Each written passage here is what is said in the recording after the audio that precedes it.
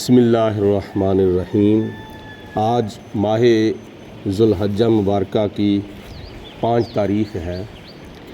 عید الاضحیٰ، قربانی اور حج بیت اللہ کا موقع جو ہے وہ قریب آ رہا ہے، اور اس کے ساتھ ساتھ چند تاریخی واقعات بھی آپ سماعت فرما رہے ہیں۔ ان میں سے ایک تاریخی واقعہ ہے کہ 2 ہجری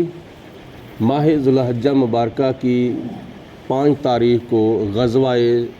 سویق پیش آیا تھا۔ غزوہ سویق کا معنی ہے ستوؤں والا غزوہ، اور اس کا کچھ مختصر تعارف یوں ہے کہ غزوہ سویق کیوں پیش آیا، کہاں پیش آیا اور کب پیش آیا۔ غزوہ سویق 2 ہجری 5 ذی الحجہ کو پیش آیا، اور کہاں پیش آیا؟ مدینہ المنورہ کے ساتھ چند میل پر ایک مقام ہے، مقام عریض، وہاں پیش آیا۔ اور غزوہ سویق کیوں پیش آیا؟ یہ غزوہ بدر کی وجہ سے پیش آیا تھا، کیونکہ غزوہ بدر کفر و اسلام کی سب سے پہلی جنگ تھی، جو کہ 2 ہجری ماہ رمضان المبارک کی 17 تاریخ کو مدینہ المنورہ اور مکہ المکرمہ کے درمیان ایک مقام ہے، مقام بدر، وہاں پیش آئی تھی۔ اور غزوہ بدر کے اندر چونکہ کفار مکہ کو بڑی بری شکست ملی تھی، اور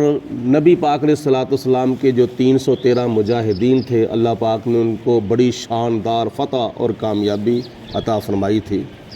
مسلمانوں کے 313 مجاہدین میں سے صرف 14 افراد جو تھے وہ شہید ہوئے تھے، اور کفار مکہ جس کا کمانڈر، جس کا سپہ سالار ابو جہل تھا، ان کے 70 افراد جو تھے وہ مارے گئے، واصل جہنم ہوئے، اور 70 افراد جو تھے وہ گرفتار ہوئے، قیدی ہوئے۔ تو اس وجہ سے ابو جہل جو تھا ان کا سردار، وہ تو مارا گیا، اور اس کے بعد کفار مکہ کا سردار جو تھا وہ ابو سفیان کو بنایا گیا۔ اس وقت چونکہ وہ مسلمان نہیں ہوئے تھے، حضرت ابو سفیان فتح مکہ کے موقع پر مسلمان ہوئے تھے۔ تو جب کفار مکہ کا غزوہ بدر کے بعد ابو سفیان کو سردار بنایا گیا، تو اس نے قسم کھا لی تھی، کہ میں قسم کھاتا ہوں اتنی دیر تک میں اپنے سر میں تیل نہیں لگاؤں گا، اتنی دیر تک میں غسل جنابت نہیں کروں گا، یعنی اپنی بیوی کے قریب نہیں جاؤں گا، جتنی دیر تک میں مسلمانوں سے غزوہ بدر کا بدلہ نہیں لے لوں گا۔ چنانچہ رمضان المبارک کے بعد شوال کا مہینہ گزرا اور ذی القعدہ کا مہینہ گزرا۔ جب ماہ ذوالحجہ مبارکہ کا مہینہ آیا تو 5 تاریخ کو 200 گھڑ سوار لے کر یہ مکہ المکرمہ سے نکلا، اور مدینہ المنورہ کے پاس مقام عریض کے اوپر آیا، اور وہاں آ کر اس نے پہلے نمبر پر تو اس نے ایک پلانیں بنائی، کچھ وہاں کے لوگ ساتھ ملانے کی کوشش کی، اور ایک ساتھی ساتھ مل گیا جو کہ ان کا جاسوس تھا۔ اس نے جاسوسی بھی کی، اور کیا نام ہے، کھانا بھی کھلایا، اور بڑی مہمان نوازی بھی ابو سفیان کی، اور یہاں تک کہ اس نے شراب بھی پلائی، یعنی کافی ناجائز کاموں کے اندر اس کی مدد کی۔ تو جب اس نے وہاں چند درخت جو تھے کھجوروں کے وہ بھی جلا دیے ابو سفیان نے، اور اس وقت نبی پاک علیہ الصلوۃ والسلام کے ایک صحابی اور ان کے ملازم وہاں کھیتی باڑی کا، کاشتکاری کا کام بھی کرتے تھے، اور رات کو وہ سوئے تھے، تو اس آگ کی وجہ سے وہ بھی شہید ہو گئے۔ یہاں تک کہ نبی پاک علیہ الصلوۃ والسلام کو مدینہ المنورہ کے اندر خبر ہوئی کہ وہاں تو یہ معاملہ بن گیا ہے مقام عریض کے اندر، تو نبی پاک علیہ الصلوۃ والسلام اپنے 200 صحابہ کو ساتھ لے کر مدینہ المنورہ سے چلے، اور چند میل کا سفر طے کیا۔ جب یہاں پہنچے تو نبی پاک علیہ الصلوۃ والسلام کے پہنچنے سے پہلے یہ ابو سفیان جو تھا وہ یعنی اپنے خیال کے اندر کامیاب ہو کے وہ بھاگ گیا، یعنی اس نے کہا کہ میں نے مسلمانوں سے غزوہ بدر کا جو بدلہ تھا وہ لے لیا ہے، میں نے کھجوروں کے درخت جلا دیے ہیں، وہاں ایک صحابی اور ان کے جو ملازم تھے وہ بھی شہید ہو گئے، میں نے بدلہ لے لیا ہے۔ اور ان کے پاس چونکہ سامان کھانے پینے کا کافی تھا، ابو سفیان اور اس کے قافلے کے پاس کھانے پینے کا سامان جو تھا وہ کافی تھا، اور ادھر ان کو بھی پتہ چل گیا کہ نبی پاک علیہ الصلوۃ والسلام اور صحابہ کرام جو تھے وہ ہمارا تعاقب کرنے کے لیے آ رہے ہیں۔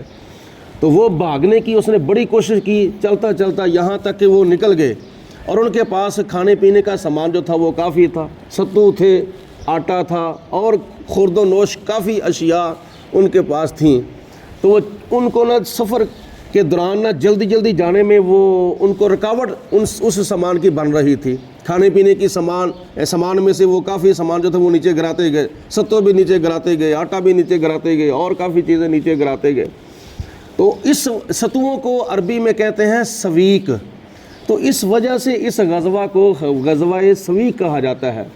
تو نبی پاک علیہ الصلوۃ والسلام کو اللہ پاک کی ذات بابرکات نے تشریف لانے سے پہلے ہی فتح کامیابی عطا فرمائی، کیونکہ کافر جو تھے وہ بھاگے تھے، اور کافروں کا بھاگ جانا، دشمنوں کا بھاگ جانا، یہ اسلام کی بہت بڑی فتح اور کامیابی کی دلیل ہوتی ہے۔ اللہ پاک کی ذات بابرکات نے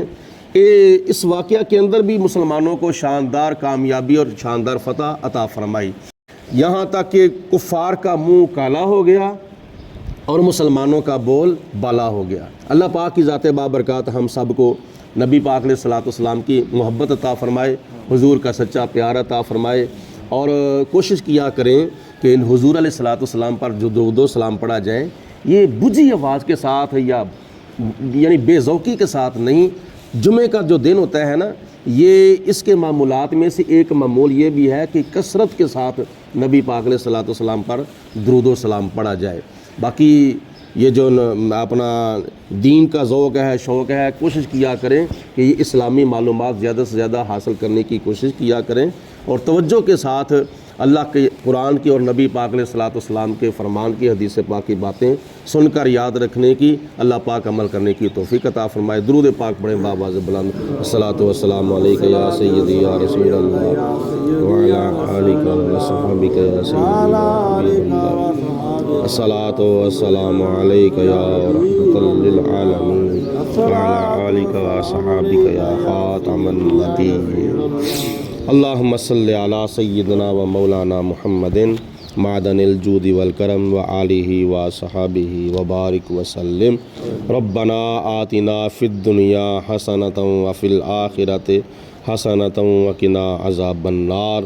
اللہم اید الاسلام والمسلمین، اللہم اید الایمان والمؤمنین۔ الہی بحق کے بنی فاطمہ کے برقول ایما کنی خاتمہ،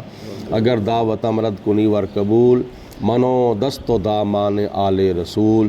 کریمہ ببخشائے برحال ما کہ ہستم اسیر کمند ہوا، ندارم غیرست فریاد رس، توئی آسیاں را خطا بخش و بس، نگے دارا مارا زراہ خطا در گزارو ثوابم نما۔ الہی بحق کے محمد رسول دعا گناہ گاروں کی کرنا قبول، وصلی اللہ علی حبیبہ محمد و آلہ و صحابہ اجمعین برحمتک یا ارحم الراحمین۔